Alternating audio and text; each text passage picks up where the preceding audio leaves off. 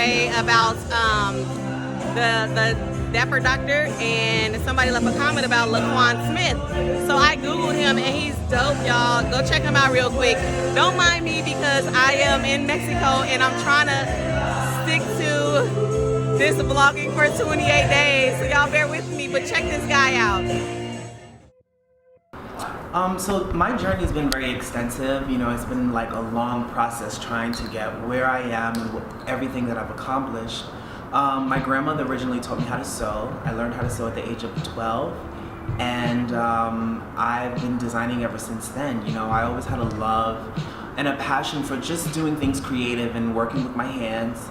And I attended the High School of Art and Design, and you know, eventually I just started to really just create a system for myself, something that I wanted to create a platform for myself, something that I knew that if I was going to wake up every single day, what would I love to do, you know? That's honestly just making women look really beautiful. So I started LaQuan Smith brand in 2010. I was 21. And then I officially launched the business in 2013. So what that means is that, you know, a lot of times when brands that are young and new, they launch a brand, it's still very hard. I think designing a collection is great, but really building a brand is something that is extensive, and you have to work extremely hard on, and we're still building. Showcasing my first New York Fashion Week at the age of 21 was liberating. You know, it was very exciting. It was always a dream of mine.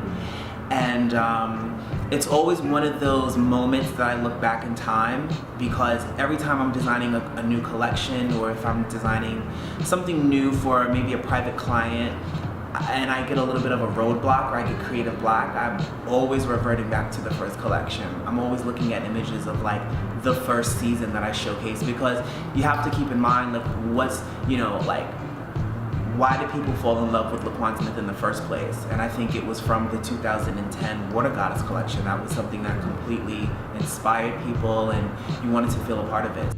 Definitely, being on the Forbes 30 Under 30 list is such a huge accomplishment. I mean, it wasn't like on my goal list, but I think that like to be an independent company, to be an independent brand, and to just really know that like I've succeeded thus far, and these are the things that I've accomplished, just gives me a lot of it gives me a lot of hope, and it gives me a lot of inspiration to really work harder and to really do more, to be honest with you, you know. BigCommerce was actually one of my digital sponsors for the Fashion Week. We launched a brand new e-commerce website along with a brand new collection. It was one of those things where, you know, let's get more engaged and more in touch with our consumers. You know, all of the following that we have on social media, Instagram, Facebook, and Twitter, you know, why not bring that same energy to the actual presentation and to the website? So we put those two things into conjunction, and it was honestly like a huge success. I wanted to really focus on bringing glamour to streetwear, having a little bit of like a hard edge concept to it.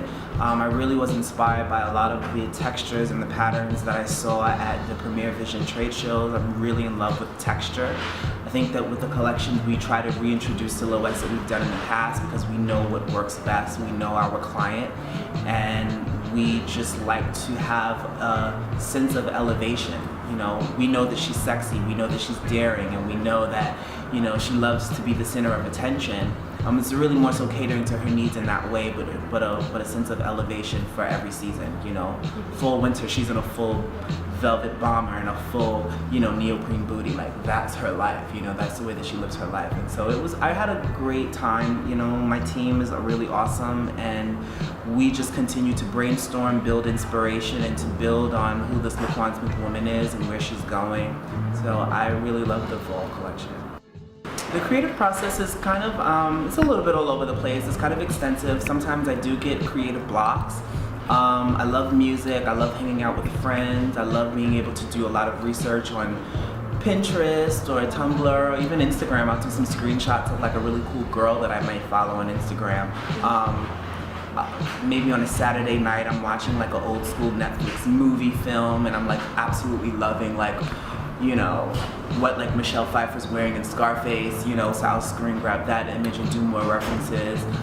So it's extensive, it's very lengthy. I don't try so hard to find inspiration, I just try to let it come to me as organically as possible. And it's just a process of building, and I'm a very visual person, so we always like print out images, and we're, you know, just different clippings, different fabrics and different textures, colors, moods. That's kind of the creative process for building a collection. LaQuan Smith is definitely going to, you know, it's going to be a household name within the next 5 to 10 years. I'm looking to do more partnerships, more collaborations. You know, I would love to definitely be sold in Barney's, Bergdorf's, and you know, just keep growing as much as I possibly can.